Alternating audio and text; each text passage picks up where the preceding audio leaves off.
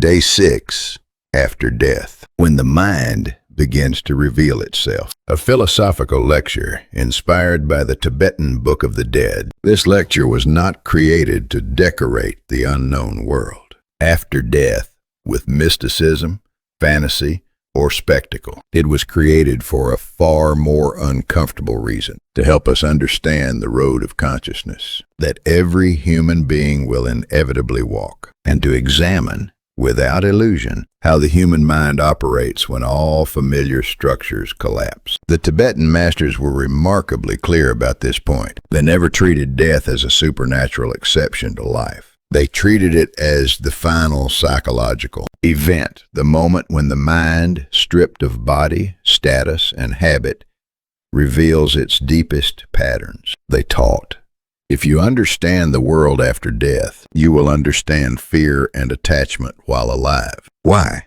Because what unfolds in the Bardo, the intermediate state between death and rebirth, is not foreign at all. It is the same confusion, the same craving, the same emotional reflexes that dominate human life. Only now, there is no physical world left to distract us from them. So today, we continue this journey not to escape death, but to see life more clearly through it. If this exploration brings even a small degree of clarity or calm into your own life, I invite you to continue walking this path with me. The sixth day, when time begins to bend. According to the Tibetan Book of the Dead, the sixth day after death marks a profound shift. As morning arrives, time and space no longer behave as they once did. The consciousness of the deceased is no longer anchored. It is not yet solidified into a new form, nor has it fully dissolved. Instead, perception becomes layered, as if multiple screens are overlapping, each projecting fragments of experience at once. The deceased now partially recognizes that death has occurred, but memories from life, sensory impressions, emotional residues, unfinished attachments remain active. This is not peace. It is a liminal state. At dawn, there is a strange stillness. A faint, diffuse light fills an environment that feels neither fully real nor entirely unreal. The space itself seems to expand and contract, fluid, unstable, untrustworthy. Gentle rays of light occasionally cut through this field, but the senses feel diluted, as if submerged in a dream. And then, without deliberate intention, a question arises. Who am I? Not as philosophy, not as curiosity, but as existential reflex. Images from life pass by. A forest path once walked in silence. Water flowing along a riverbank. A face once observed through a window. These memories are so vivid that they momentarily feel real. The mind oscillates between concept and reality, unable to decide which is which. This is a crucial insight. Even after death, the mind clings to familiarity. Even after the body is gone, identity resists dissolution. The voice without direction. At some point, the deceased hears a voice, not from a location,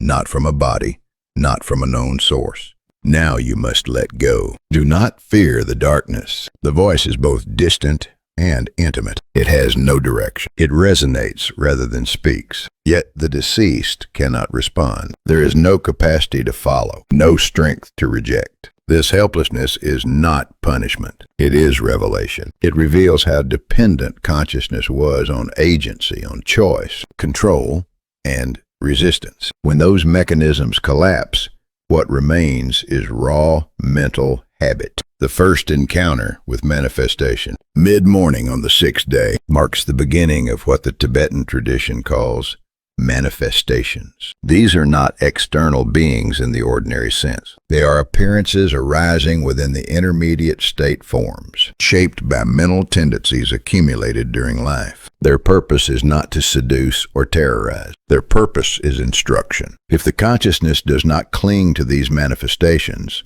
if it recognizes them as projections of its own mind, it may awaken and escape the cycle of compulsive rebirth. But recognition is rare. As time passes, the visions grow clearer and more complex. Peaceful images and threatening images overlap, interpenetrate and collide. The deceased sees a figure standing before a half-open door, smiling gently. Behind that door, sharp-edged shadows drift, restless and undefined.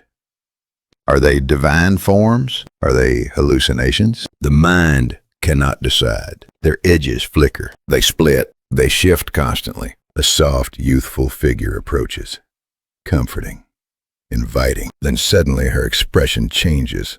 Her posture hardens. Her tone becomes threatening. Another vision appears. A goddess reclining on a lotus, glowing with red light. But her eyes burn like fire. They pierce rather than soothe. The deceased feels as though these figures are addressing him directly, as though they know him. And in a deeper layer of awareness, he knows something terrifying. None of them are real, and yet their emotional impact is undeniable. The beginning of auditory illusion. This is when auditory hallucination begins. Whispers, cries, voices layered upon voices. Send him back. Return. Why do you hesitate? We see you. We know you. These are not merely sounds. They are composite experiences. Emotion fused with color, texture fused with tone, light entangled with darkness. This is not judgment imposed from outside. This is the psyche encountering itself without filters. In life, we suppress fear with activity. We bury guilt beneath distraction. We confuse desire with meaning. In the Bardo, none of that works. The mind becomes its own environment, a mirror, not a trial. Here is the philosophical core of this teaching. The Bardo is not a courtroom. It is a mirror. Nothing appears that was not already present in seed form within the mind during life. What terrifies us after death is not punishment. It is recognition. Recognition of how much of our identity was built on fear, avoidance, and attachment. Recognition of how rarely we questioned our own mental habits while alive. And this is why the Tibetan masters insisted. Understanding death is not about dying well. It is about living honestly, because every moment of life is already a small Bardo. A moment where perception arises,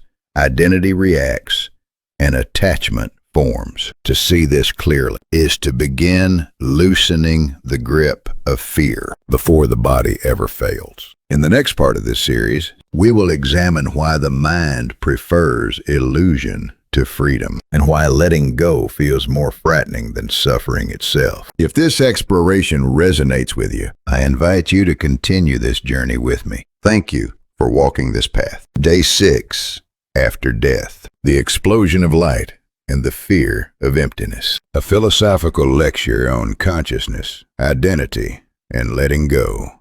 By the 6th day after death, something irreversible begins. Around midday, according to the Tibetan Book of the Dead, confusion gives way to something far more overwhelming. An eruption of brilliance. This is not metaphorical poetry. It is a precise psychological description. In Tibetan esoteric philosophy, this radiance, called clear light, is the most fundamental reality of existence. Not a god, not a place, not a being, but awareness itself, pure, undivided, and without form. It is said to be the very light that consciousness must recognize at the moment of death in order to awaken. When reality becomes too bright to bear, around noon, space suddenly ignites, blinding white, gold, blue, red, even black light, layered into a vast, impossible spectrum. For a brief moment, the deceased may experience something extraordinary. The intuition that there is no observer left, only light itself. Only openness, only emptiness. But this realization is not comforting. It is terrifying. The brilliance is so intense that it feels painful, as though consciousness itself is being dissolved. The instinct to look away arises immediately, because behind the light, the mind suspects darkness, and behind darkness, annihilation. Here lies one of the deepest insights of the Tibetan tradition. Human beings do not fear suffering most. They fear losing their sense of self, the parade of sacred forms. Within this radiance, figures begin to emerge. Buddhas, bodhisattvas, sacred presences. Some appear gentle, smiling, inviting, compassionate. Others appear fierce, armed with spears, eyes burning with fire, gazes that penetrate the soul. They speak, not as judges, but as mirrors. Look at yourself. This is you. Release your attachments. This world is empty. Fear is your own creation. Recognize it. Yet the consciousness is fragile. To look directly feels annihilating. To turn away feels equally dangerous. This is not a test imposed by divinity. It is the final confrontation with identity. The mind is asked to do what it avoided for an entire lifetime. To exist without clinging when memory becomes reality. As the radiance fades, the environment fractures again. By early afternoon, consciousness returns to layered imagery. But now something new begins. Memory and emotion merge. Fragments of life drift forward, not as recollections, but as experiences. A crying child from childhood, the warmth of holding a lover's hand, words spoken in anger, faces ignored, moments of shame, moments of tenderness. They approach and speak. Why did you cling so tightly to such small things? You were fragile. Your weakness brought you here. These voices are not accusations. They are self-recognition. The emotional waves then repeat softly, like echoes. The deceased feels the urge to flee, to collapse, and simultaneously to face everything at once. This is what the West often misunderstands about judgment. Judgment is not imposed. It emerges from awareness itself. The fracture of space and time. By mid-afternoon, something even stranger occurs. Space itself destabilizes. Lines warp. Depth reverses. Perspective collapses. The deceased may feel as though they are standing in a room and suddenly suspended in the center of the cosmos. Ceilings vanish. Walls dissolve. Up becomes down. This is the experience of the crack in certainty. A thin membrane appears, a fissure where past and future, life and death coexist. Through it, fleeting visions pass, a fragile silhouette entering birth, a being crying in pain. Threads from previous lives or unresolved bonds briefly intertwine, then vanish. These images are fleeting, but their emotional imprint is profound. This is not prophecy. It is the psyche sensing continuity without identity. The fear that is not fear. As evening approaches, darkness rises, light withdraws, and with it comes terror. Shadows stretch unnaturally. Forms distort. The environment feels as though it is collapsing inward. The deceased feels like the unstable center of a dissolving structure. But this fear is not panic. It is existential dread. The intuition that existence itself may dissolve. The terror of becoming nothing. The terror of losing the narrative called me. A low, trembling voice resonates. Do not fear non-being. Do not lose yourself in emptiness. Let go. All things are impermanent. This is the moment Western philosophy rarely prepares us for. We are trained to endure pain, to overcome adversity, but not to disappear. The final seduction. At dusk, something subtle happens. Darkness nearly consumes the space, but thin beams of light appear intermittently. They are seductive. They suggest rest, comfort, return. Beyond them, the deceased senses the promise of relief or a new beginning. Faces emerge within the light. A mother, a child, a teacher, a beloved. They smile. Come, you will be held. Your suffering will end. And then another whisper. This path may be illusion. Your attachment may return you to suffering. The consciousness hesitates. Approach or retreat. Trust or resist. This hesitation is not failure. According to Tibetan teaching, even this indecision is awareness. To pause without grasping is itself a form of insight. Light may be temptation or liberation. Darkness may be despair or boundless potential. What matters is not what appears. It is the state of mind that beholds it. The teaching for the living. This journey through death is ultimately a story about the living mind. Every day we stand between light and darkness, between clinging and release. The Bardo does not begin after death. It unfolds every moment we resist impermanence. If this exploration leaves even a small trace of insight in your daily life, I invite you to continue this journey with me, quietly, sincerely. Until the next chapter.